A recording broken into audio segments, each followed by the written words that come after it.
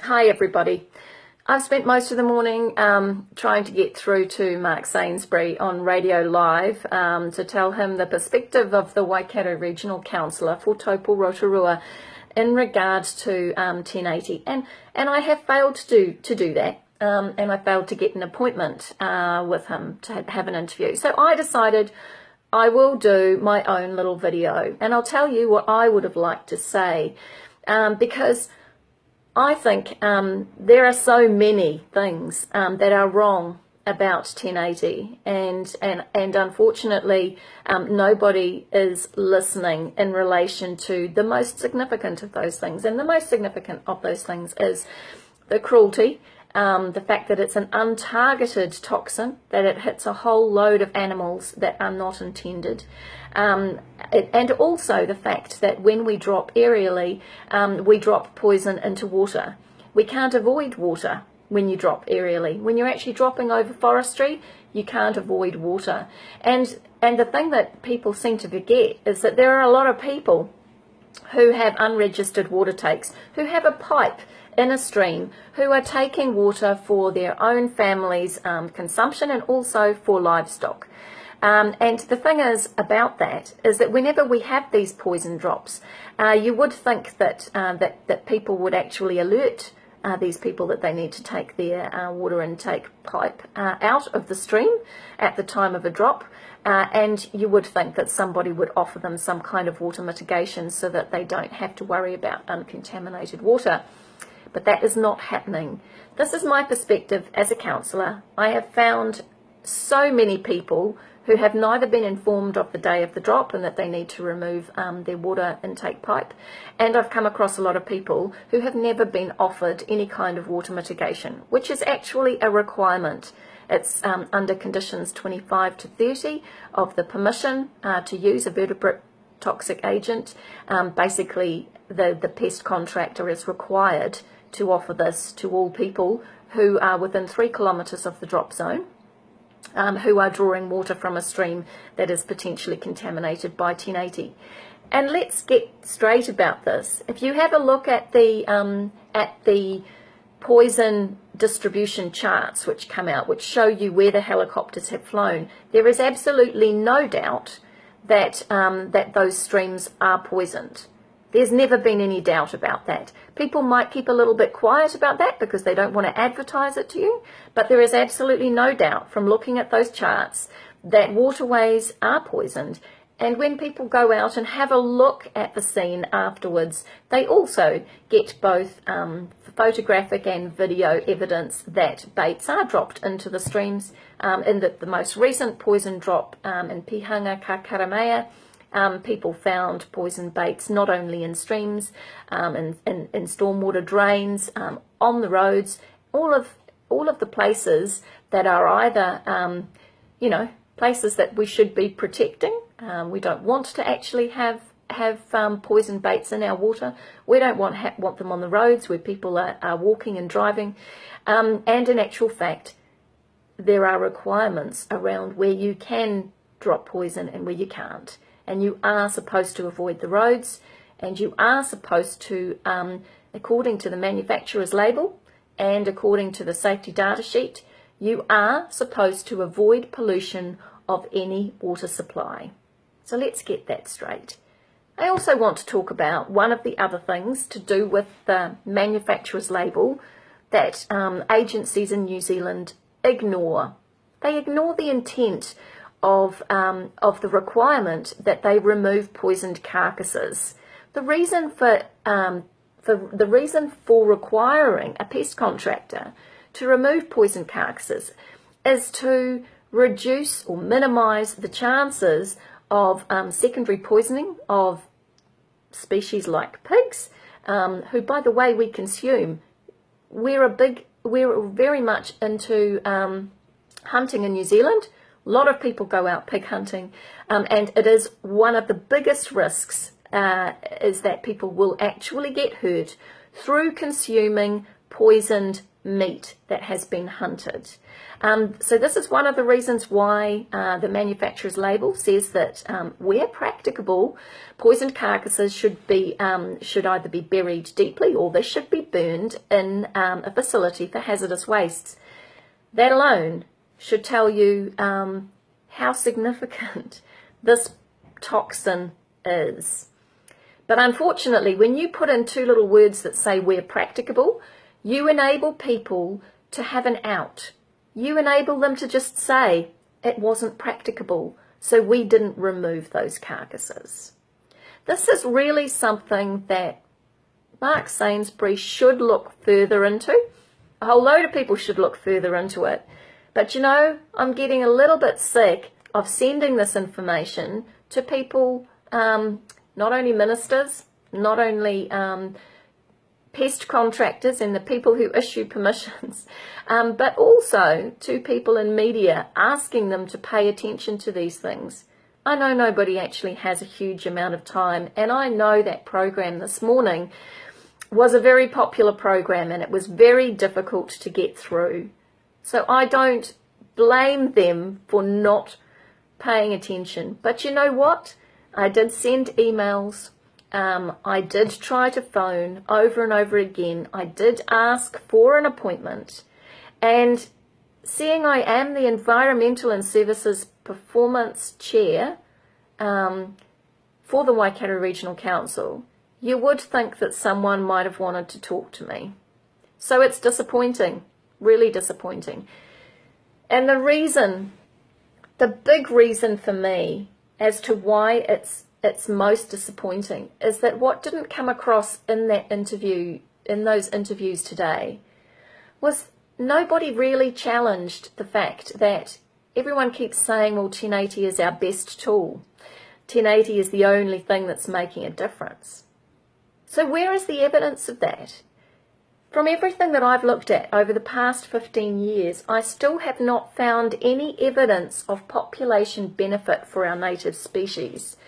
So my question is this: how can you know that in places like Pukaha, Mount Bruce, which is one of the most heavily poisoned parts of the country, how can you know that there have been 120 kiwi introduced to that area and monitored, and know that since 2003 those 120 kiwi have reduced to 4? When you know that there are 1,100 bait stations there, that there have been 1080 drops consecutively for 3 years, and that before that 1080 was hand laid, how can you look at those results and think that that is success? It is not success. If that's the kind of success that we're paying for, I would like to suggest that we stop using 1080 right now, because it obviously is not making any positive difference. There may be places where 1080 has helped. I'm not aware of any of them. And I've looked at a hell of a lot of reports and read a lot of science in terms of articles in ecological journals, etc. And I think the thing that concerns me most is that this kind of information, like at Pukaha, with that terrible demise of kiwi, despite a huge amount of pest control being done, is that people aren't honest about it. They're not. That information about the kiwi had to be found through an Official Information Act request. It was not published in the restoration report for Pukaha. They avoided talking about kiwi. Why do that? The rest of us, who are all trying to make good decisions for biodiversity, want to know about the successes and the failures, and we want to know why certain things fail. We want you to test those kiwi for poison residues because we know that you're using a lot of poison there. And when you fail to test those kiwi for poison residues, you leave a gap in information which is really significant for our wildlife. And you also make it really hard for people like Mark Sainsbury to actually be able to challenge anything significantly because the data isn't provided. You know, comments were made today about the lack of science on the part of the anti-1080 side of the argument.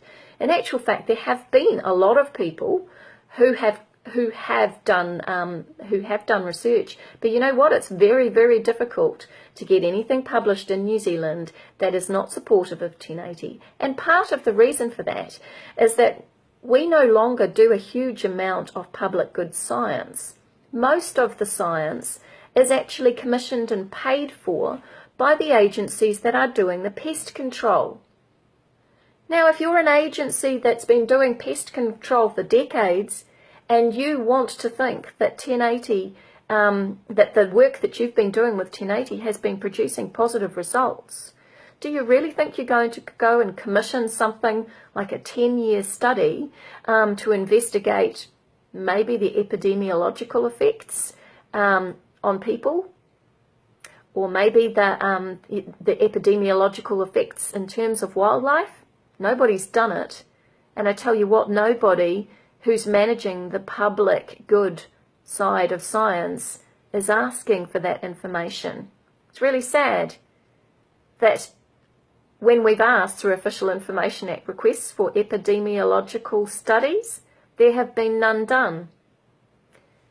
There have been no studies into the secondary and tertiary poisoning impacts of 1080 on pigs, which then translate through to humans. I'm sure the Kocheman family, which were poisoned through eating wild boar, would have liked to think that we might have thought that it was important enough to test by doing research on the secondary and tertiary impacts of 1080 on wildlife that people consume. I just find this whole thing really disappointing. I thought this morning was going to be an opportunity for people to actually get across some serious concerns, and it wasn't. It certainly sounded to me as if people weren't willing to listen to an alternative view. I guess because I sent through a whole load of emails pointing out the things that I thought should be asked, the questions that should be asked. I hoped people like Mark would actually pick up on some of those things and ask those questions. But you know what? He certainly seemed to be aware of the emails that came in from Doc. He certainly seemed to be very, very quick to pounce on the really negative information that was provided to Doc about Mike Meads. And I think I need to point this out here. Mike Meads was a respected and renowned scientist for the DSIR for many years, an entomologist actually. He was an entomologist who had done a huge number of journal articles, huge number of books on all kinds of entomological topics. And it's really awful to hear the Department of Conservation rubbishing him on radio and actually hearing Mark picking up on that so quickly and reading it out. I mean, do you actually know, Mark, whether it was true? Have you looked back to see what his record was? This guy is dead now. He died of cancer, and he had put out a lot of warnings about the impact of 1080 on invertebrates. He did also talk about water, the fact that when 1080 baits are in water, that the 1080 is taken up by the plants that are in there and also by the creatures that are in there. And that was why he was explaining that when you take your water samples, if you take them after 24 hours, you're not actually going to detect 1080 in there because it's been taken up by other flora and fauna, and it's also been diluted and moved downstream. They were really important points to make, and ridiculing him is not helpful. So yet again, just telling you, I guess I'm disappointed that no one followed up on the offer of an interview with me. and really disappointed that you didn't read out any of the things that I sent through in an email, and that does make me wary of what your motives were. So, yes, a bit sad, a bit disappointed, and I really hope that the hikoi of a poisoned nation to Wellington ends up achieving something positive. If it doesn't, I think we just have to resort to legal means. And I really hope that people like Sue Gray push on with every single case of flawed consultation, of lies in the consultation process, of inadequate provision of information, of not providing the negative side of the equation to people for them to actually judge for themselves. I hope all of those breaches, all of you people out there whose dogs have been killed, whose livestock have been poisoned, and where you yourself have had an incident where you think you've been poisoned, my suggestion to you is get yourself a lawyer and pursue it, because it seems to me that the only way that media and the government are going to listen is if you actually pursue it right the way through to the courts. Go for it. That's my suggestion, and good luck to you.